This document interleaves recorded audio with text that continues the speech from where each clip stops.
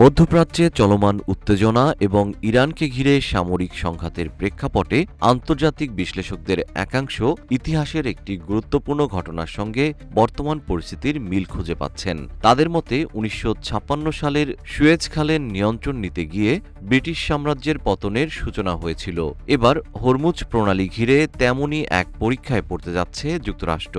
বিশ্বের অন্যতম গুরুত্বপূর্ণ জ্বালানি পরিবহন পথ এই প্রণালী এখন ইরানের নিয়ন্ত্রণে, যার পর থেকেই বৈশ্বিক অর্থনীতি ও শক্তির ভারসাম্যে বড় প্রভাব পড়তে শুরু করেছে।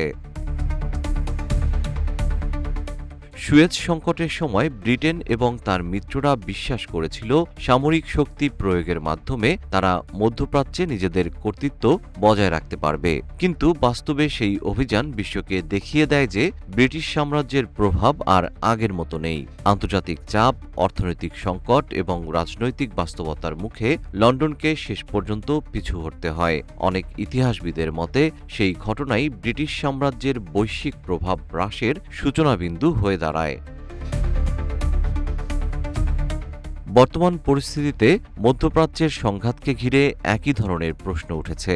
ইসরায়েলের প্রধানমন্ত্রী বেনিয়ামিন নেতানিয়াহু বহু বছর ধরে সতর্ক করে আসছেন যে ইরান আঞ্চলিক নিরাপত্তার জন্য একটি বড় হুমকি। আন্তর্জাতিক বিভিন্ন মঞ্চে, বিশেষ করে জাতিসংঘে তিনি ইরানের ক্ষেপণাস্ত্র কর্মসূচি এবং পারমাণবিক সক্ষমতার সম্ভাবনা নিয়ে উদ্বেগ প্রকাশ করেছেন। মার্কিন প্রশাসনের অনেক শীর্ষ কর্মকর্তারাও একই অবস্থান তুলে ধরছেন। মার্কিন প্রতিরক্ষামন্ত্রী পিট হেগসেথ এবং পররাষ্ট্রমন্ত্রী মার্ক রুবিও ইরানকে আঞ্চলিক স্থিতিশীলতার জন্য বড় হুমকি হিসেবে উল্লেখ করেছেন। তাদের মতে ইরানের সামরিক সক্ষমতা এবং পারমাণবিক কর্মসূচি নিয়ন্ত্রণে না আনলে ভবিষ্যতে আরও বড় সংকট তৈরি হতে পারে। তবে অনেকে পশ্চিমাদের এই ব্যাখ্যার সঙ্গে একমত নন। তাদের মতে ইরান দীর্ঘদিন ধরে নিষেধাজ্ঞা ও আন্তর্জাতিক চাপের মধ্যেও নিজস্ব সামরিক শিল্প, ক্ষেপণাস্ত্র প্রযুক্তি এবং ড্রোন সক্ষমতা গড়ে তুলেছে। দেশটির রয়েছে বিশাল ভৌগোলিক বিস্তৃতি, বড় জনসংখ্যা এবং শক্তিশালী সামরিক অবকাঠামো, যা তাকে অঞ্চলের অন্যতম প্রভাবশালী শক্তিতে পরিণত করেছে।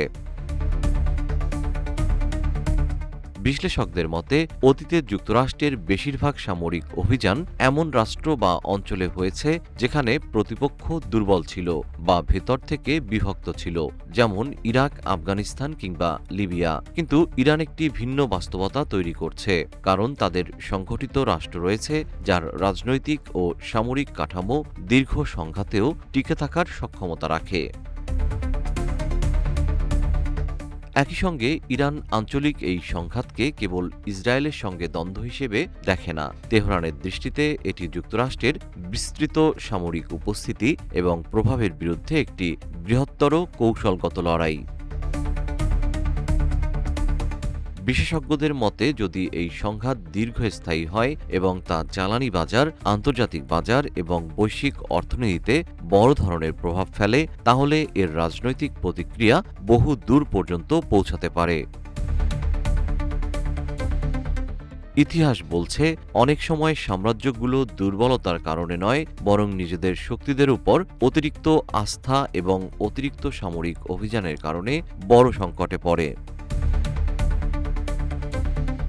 এই কারণেই অনেক বিশ্লেষক এখন প্রশ্ন তুলছেন, মধ্যপ্রাচ্যের বর্তমান উত্তেজনা কি যুক্তরাষ্ট্রের জন্য আরেকটি সুয়েজ মুহূর্ত হয়ে উঠতে যাচ্ছে, যা ভবিষ্যতে বৈশ্বিক শক্তির ভারসাম্যে বড় পরিবর্তনের সূচনা করতে পারে। জিএম শিহাব, রূপালী বাংলাদেশ।